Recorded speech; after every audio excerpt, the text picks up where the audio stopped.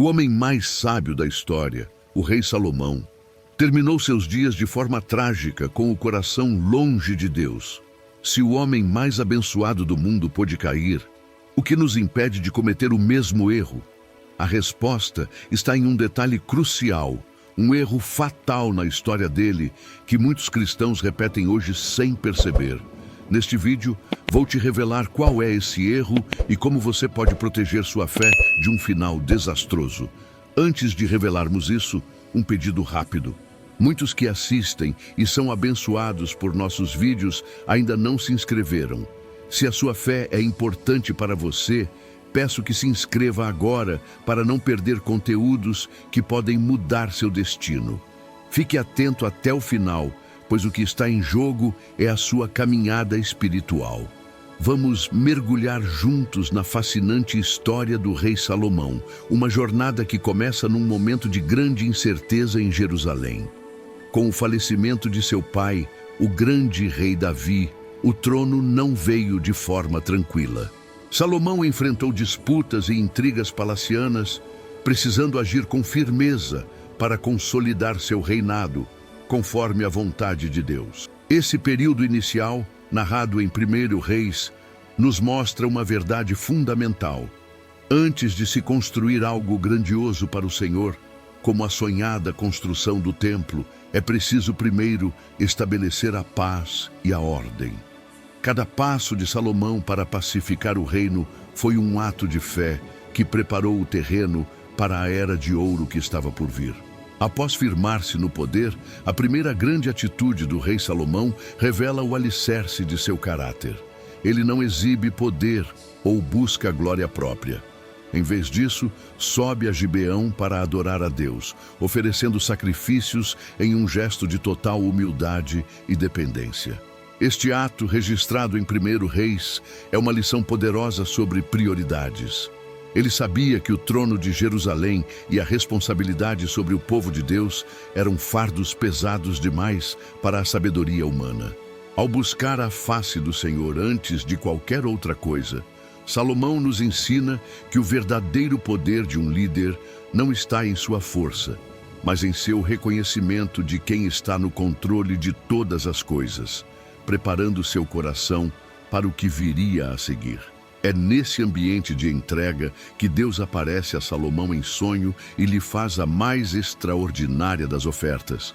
Pede o que queres que eu te dê. Pensemos com sinceridade, o que pediríamos? A maioria talvez buscasse riquezas, ouro ou uma vida longa. A resposta de Salomão, contudo, foi surpreendente e revelou a profundidade de seu coração. Ele não focou em si, mas na sua imensa missão. Ele não pediu bens, mas a capacidade de bem servir.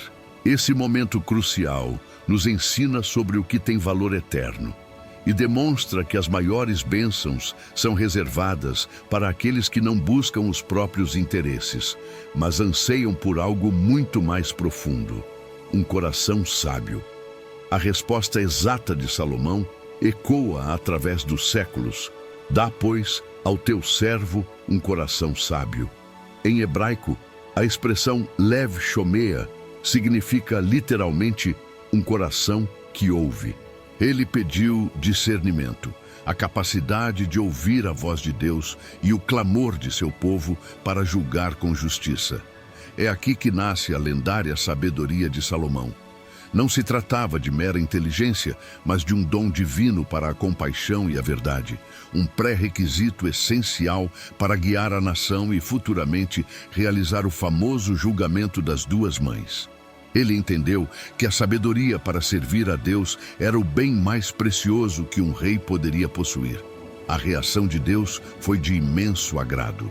Pela nobreza de seu pedido, Deus não só lhe deu um coração sábio como nunca houve, mas também acrescentou aquilo que o rei Salomão não pediu: riquezas, ouro e uma glória sem paralelos. Vemos aqui o princípio divino de que, ao buscarmos primeiro o reino de Deus e sua justiça, todas as outras coisas nos são acrescentadas. A sabedoria de Salomão não seria, contudo, um dom abstrato. Ela estava prestes a ser demonstrada de forma pública e inesquecível, num teste que solidificaria sua reputação e provaria a todos a origem divina de seu discernimento.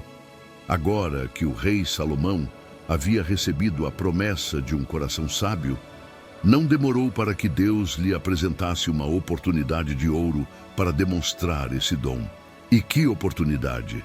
Chegam diante dele, em seu tribunal em Jerusalém, duas mulheres com uma história de partir o coração. Ambas viviam na mesma casa, ambas tiveram filhos, mas um dos bebês morreu durante a noite. Agora, as duas reivindicavam a maternidade da criança viva. Era a palavra de uma contra a outra, um beco sem saída para a lógica humana. Esse caso, que ficaria para sempre conhecido como o julgamento das duas mães, foi o primeiro grande teste público da recém-adquirida sabedoria de Salomão, e todo o Israel estava observando atentamente. Imagine a cena e a tensão no ar. De um lado, uma mãe em genuíno desespero, com o coração rasgado pela perda iminente de seu filho. Do outro, uma mulher consumida pela dor e pela inveja, disposta a mentir para roubar a alegria da outra. Como discernir a verdade em meio a tanta emoção? Um juiz comum se perderia nos argumentos, nas acusações, nas lágrimas, mas Salomão, com seu coração que ouve, não estava apenas analisando fatos. Ele estava sondando os corações. Ele sabia que a verdade de uma mãe não está apenas em suas palavras, mas na essência de seu amor. Este relato, que encontramos em 1 Reis capítulo 3, mostra que a sabedoria divina vai além da superfície, alcançando as intenções mais profundas da alma. É então que o rei Salomão choca a todos com uma ordem que parece, à primeira vista, absurda e cruel. Tragam-me uma espada, dividam o menino vivo em dois e deem metade a cada uma. Certamente, um silêncio profundo tomou conta daquele lugar. Seus conselheiros devem ter se olhado perplexos. Seria essa a sabedoria pela qual ele era famoso? Mas ali estava a genialidade de seu coração sábio em plena ação. Ele não tinha a menor intenção de ferir a criança. A espada não era para o menino. Era um instrumento para revelar a verdade escondida no coração das duas mulheres. Ele criou uma crise para expor o caráter de cada uma. A reação foi imediata e reveladora. A mulher mentirosa, com o coração endurecido pelo egoísmo, concordou prontamente. Não será meu nem teu, que seja dividido. Ela preferia ver a criança morta a vê-la nos braços da outra. Mas a verdadeira mãe, movida por um amor visceral, gritou em agonia: "Ah, meu senhor, dê-lhe o menino vivo, não o mate de modo algum." Ela preferia a dor de perder o filho para outra mulher à dor de vê-lo morto. Naquele instante, tudo ficou claro. A sabedoria de Salomão desvendou o mistério.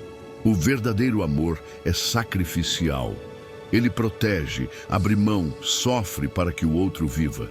Com a verdade revelada, Salomão entregou a criança à sua verdadeira mãe, e a notícia deste julgamento se espalhou como fogo por todo o reino.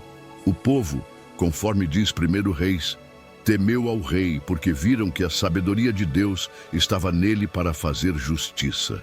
Este evento solidificou sua autoridade, não pelo poder da força, mas pelo poder do discernimento divino.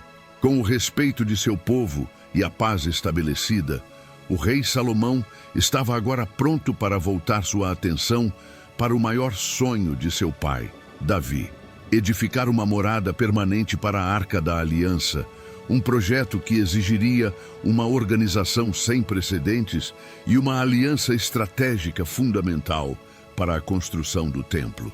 Com sua autoridade agora incontestável, fruto da divina sabedoria de Salomão, o rei volta seu coração para o maior projeto de seu reinado, um sonho herdado de seu pai, Davi: a construção do templo. Não se tratava de um mero capricho arquitetônico, mas de dar uma morada fixa à Arca da Aliança, o símbolo da presença de Deus com seu povo. A paz que Salomão desfrutava era um presente de Deus, com um propósito claro: como lemos em 1 Reis. Dar-lhe a oportunidade de fazer o que Davi, um homem de guerra, não pôde. O grande templo de Jerusalém começava a sair do papel e a se tornar um plano concreto, exigindo uma organização e logística sem precedentes. Salomão, em sua sabedoria, sabia que essa empreitada colossal não poderia ser realizada sozinha. Israel tinha a visão e a mão de obra, mas carecia de certos materiais e conhecimentos específicos. É aqui que entra em cena uma figura crucial: Hirão de Tiro. Hirão, rei da Fenícia, já era um grande amigo de Davi, e ao saber da ascensão de Salomão, envia seus cumprimentos. O rei Salomão aproveita essa ponte diplomática e propõe uma aliança estratégica. Ele nos ensina aqui que a obra de Deus muitas vezes avança através de parcerias sábias e da colaboração mútua. Ele não deixou o orgulho impedi-lo de buscar ajuda onde ela estava disponível. O acordo selado entre os dois reis foi um marco de cooperação internacional. Hirão de Tiro forneceria o que havia de melhor em suas terras: a nobre e resistente madeira de cedro do Líbano, além de cipreste e artesãos habilidosos. Em troca, o rei Salomão supriria o reino de Hirão com trigo e azeite. Além disso, Salomão organizou uma força de trabalho impressionante, com dezenas de milhares de israelitas trabalhando em turnos nas montanhas do Líbano e nas pedreiras. A construção do templo se tornou um projeto nacional, um esforço conjunto que uniu o povo em torno de um objetivo sagrado, demonstrando que a fé, quando acompanhada de um planejamento meticuloso, pode mover montanhas. A escolha dos materiais não foi por acaso. O cedro do Líbano era conhecido por sua durabilidade, beleza e aroma agradável, simbolizando a preciosidade e a perenidade da casa de Deus. Cada detalhe da preparação, desde o corte da madeira até o talhar das pedras, foi feito com a máxima reverência. Embora o templo viesse a ter muito ouro e riquezas, a essência do projeto não era a ostentação, mas a oferta do melhor para o Senhor. Isso nos ensina que em nosso serviço a Deus devemos sempre dar o nosso melhor, não o que sobra. A própria preparação para a obra já era um ato de adoração profunda.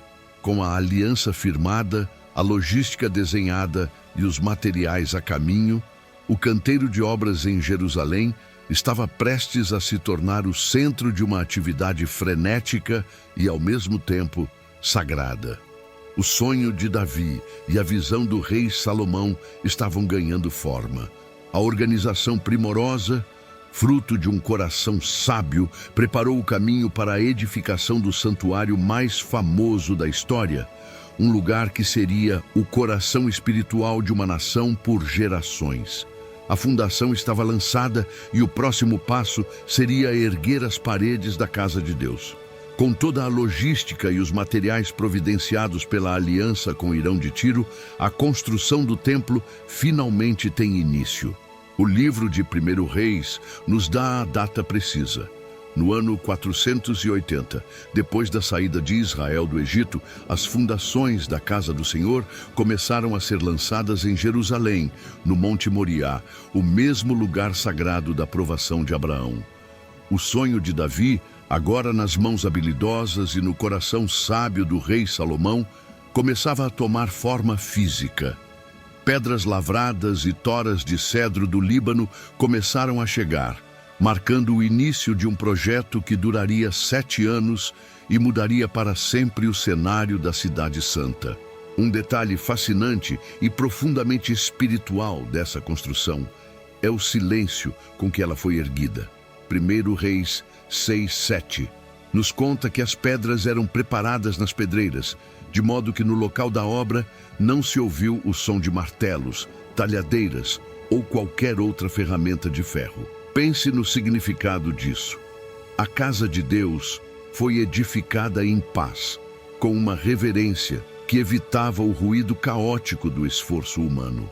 A sabedoria de Salomão se manifesta até nesse planejamento, ensinando-nos que as coisas mais sagradas em nossa vida devem ser construídas em um espírito de quietude e comunhão, e não no barulho de nossas próprias ambições. O interior do Templo de Jerusalém era de uma beleza de tirar o fôlego. As paredes internas foram completamente revestidas com tábuas de cedro do Líbano, de modo que nenhuma pedra ficava à vista. Nessas paredes foram entalhadas figuras de querubins, palmeiras e flores, tudo para criar um ambiente que remetesse ao Jardim do Éden, um paraíso para a habitação de Deus. E então veio o ouro. O rei Salomão não poupou as riquezas da nação. Ele revestiu todo o interior do templo com ouro puro. O objetivo não era a ostentação, mas simbolizar a santidade, a pureza e a glória inestimável do Deus a quem o templo era dedicado. O coração do templo era o Santo dos Santos, o lugar preparadíssimo para receber a Arca da Aliança. Ali, Salomão mandou esculpir 2 querubins gigantes de madeira de oliveira, cada um com asas imensas, e os cobriu de ouro. Suas asas se estendiam de uma parede à outra, tocando-se no centro, formando um trono simbólico para a presença invisível de Deus. Todo esse esforço e detalhe demonstram a profunda devoção e o entendimento de que estavam construindo não apenas um prédio, mas um ponto de encontro entre o céu e a terra no coração de Jerusalém. Após 7 anos de trabalho dedicado, a obra monumental foi concluída. A estrutura estava pronta, um vaso perfeito, uma obra-prima da arquitetura e da arte. O rei Salomão havia cumprido a missão que lhe fora confiada. Contudo, um edifício, por mais magnífico que seja, permanece apenas uma concha vazia, sem a presença que lhe dá vida e propósito. O templo estava erguido, resplandecente em sua glória material. Agora, faltava o passo mais crucial, o momento solene da dedicação do templo, a invocação para que a própria glória de Deus viesse e enchesse aquele lugar. Com a magnífica obra da construção do templo finalmente concluída, chegamos ao clímax espiritual de todo esse esforço. O rei Salomão convoca os anciãos e os líderes de todo o Israel para uma grande assembleia em Jerusalém. O propósito era um só: transportar a Arca da Aliança, que por tanto tempo habitou em tendas, para o seu lugar de descanso perpétuo no Santo dos Santos. Este era o momento pelo qual Davi, seu pai, tanto ansiou. A estrutura de pedra e cedro do Líbano estava pronta. Agora era a hora de convidar o Rei da Glória para tomar o seu trono. A procissão foi um evento de solenidade e alegria indescritíveis. Os sacerdotes e levitas carregaram a Arca da Aliança com a máxima reverência, enquanto o rei Salomão e toda a congregação ofereciam sacrifícios em número tão grande que nem podiam ser contados. Era a expressão máxima da gratidão de um povo, ao depositarem a arca em seu lugar, sob as asas dos querubins de ouro no coração do Templo de Jerusalém. Eles estavam, simbolicamente, colocando Deus no centro de sua nação e de suas vidas. Era a realização de uma promessa de gerações. Então, diante de todo o povo, Salomão se ajoelha e ergue uma das mais belas orações registradas na Bíblia, um verdadeiro monumento de fé que ocupa grande parte de 1 Reis, capítulo 8. Usando de seu coração sábio, ele não apenas dedica o prédio, mas o consagra como uma casa de oração para todas as nações. Ele intercede pelo povo, pedindo a Deus que ouça do céu cada prece, cada pedido de perdão e cada clamor feito em direção àquele lugar. A sabedoria de Salomão se revela em sua forma mais pastoral, como um líder que conecta seu povo a Deus.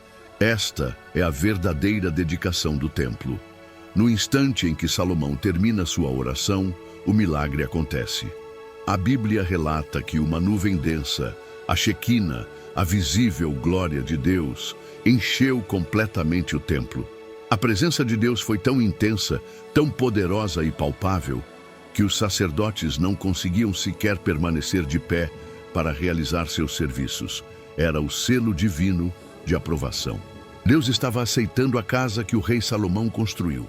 Todo o esforço, as riquezas, o ouro, tudo encontrou seu significado supremo naquele momento em que o céu tocou a terra em Jerusalém.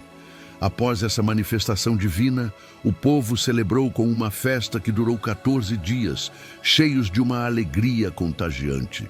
O Templo de Jerusalém estava oficialmente consagrado e se tornara o coração pulsante da vida de Israel. A fama do rei Salomão, de seu Deus, de sua sabedoria e de suas riquezas, agora selada por um milagre público, começaria a viajar para muito além de suas fronteiras.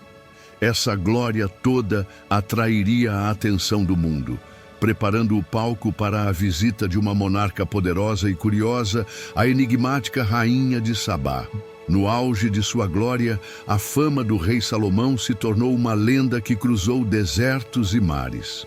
As notícias sobre suas incontáveis riquezas, seu magnífico templo de Jerusalém e, acima de tudo, sua incomparável sabedoria, chegaram aos ouvidos de uma das monarcas mais poderosas e inteligentes da época, a Rainha de Sabá.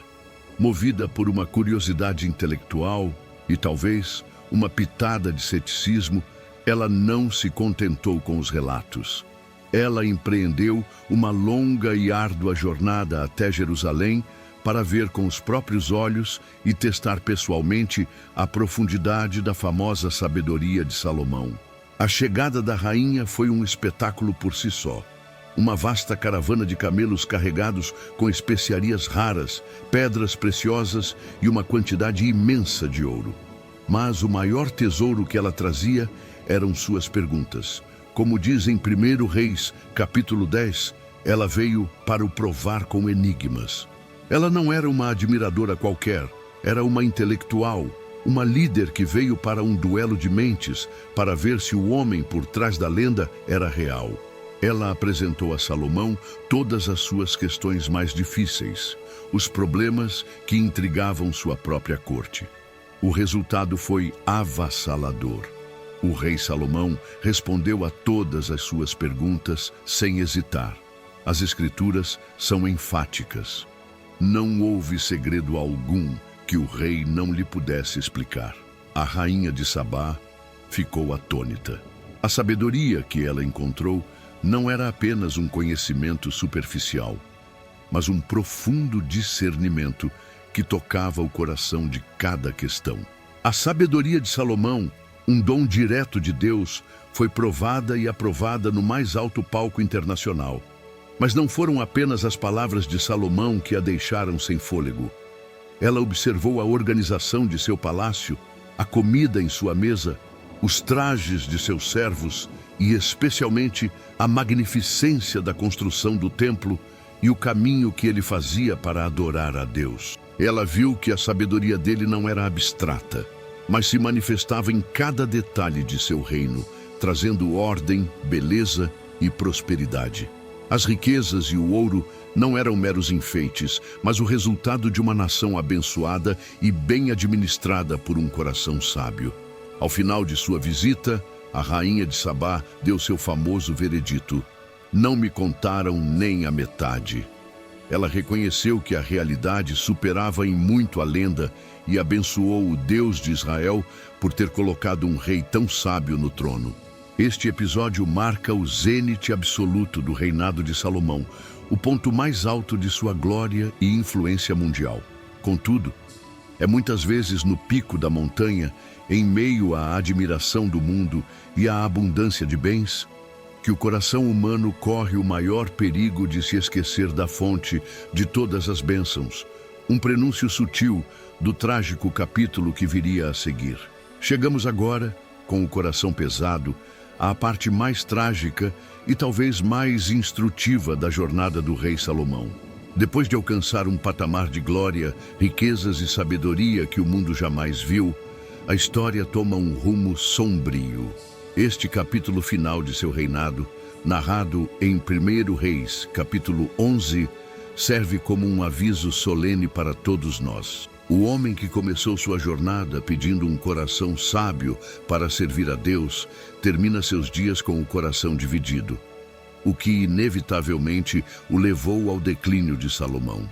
É uma lição dura sobre como a vigilância espiritual é necessária até o último dia de nossas vidas.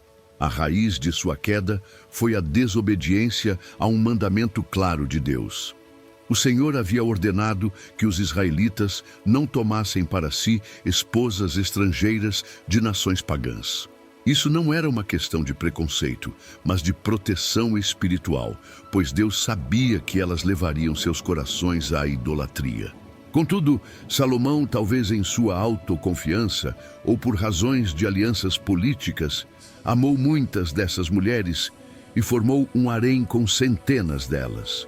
A mesma sabedoria de Salomão, que o guiava em julgamentos e na construção, falhou em protegê-lo de si mesmo, mostrando que nenhum dom nos torna imunes à tentação do orgulho e do compromisso com o mundo. E como Deus havia avisado, o inevitável aconteceu. Conforme o rei Salomão envelhecia, suas mulheres lhe perverteram o coração para seguir outros deuses, e seu coração não era mais perfeito para com o Senhor, seu Deus, como o coração de Davi, seu pai. Que tragédia! O homem que construiu o magnífico templo de Jerusalém para o Deus único, agora construía altares para Astarote, Moloque e outros ídolos nos montes ao redor da própria cidade santa. A idolatria tomou conta, e o coração que antes era sábio e ouvinte, agora estava surdo para a voz do Senhor. A resposta de Deus foi de justa ira e profunda decepção. Ele aparece a Salomão uma última vez, não para oferecer bênçãos, mas para entregar uma sentença. Visto que ele quebrou a aliança e se entregou à idolatria, Deus declara que irá rasgar o reino de sua mão e o daria a um de seus servos. O declínio de Salomão teria uma consequência nacional. Contudo, por amor a Davi, um pingo de misericórdia foi derramado no juízo. A divisão não ocorreria enquanto Salomão vivesse, e uma tribo permaneceria com sua linhagem, um lembrete da fidelidade de Deus, mesmo em meio à infidelidade humana. Assim, o reinado que começou em paz e glória terminou em melancolia e com a semente da divisão plantada. Adversários começaram a se levantar contra Salomão e a era de ouro de Israel chegou a um fim amargo. A história completa do rei Salomão nos deixa uma lição inesquecível. Não importa quão alto cheguemos ou quão sabiamente comecemos, a jornada da fé exige perseverança e um coração inteiramente dedicado a Deus até o fim. O maior tesouro que ele recebeu, o coração sábio, ele não soube guardar, e essa é a maior de todas as tragédias. E agora, a pergunta mais importante é para você. Depois de entender o erro fatal de Salomão, qual é a pequena raposa, o pequeno desvio que você precisa remover da sua vida hoje para garantir que seu coração permaneça inteiramente de Deus? Deixe sua reflexão sincera aqui nos comentários. Vamos criar uma comunidade de apoio e vigilância. Se esta mensagem falou forte ao seu coração, demonstre seu apoio se inscrevendo no canal e ativando o sininho. É a sua ajuda que nos permite continuar trazendo estas verdades transformadoras. E não pare por aqui. Continue fortalecendo sua fé clicando em um dos vídeos que estão aparecendo agora na sua tela. Fiquem na paz do Senhor. Aqui é o Bíblia Narrada.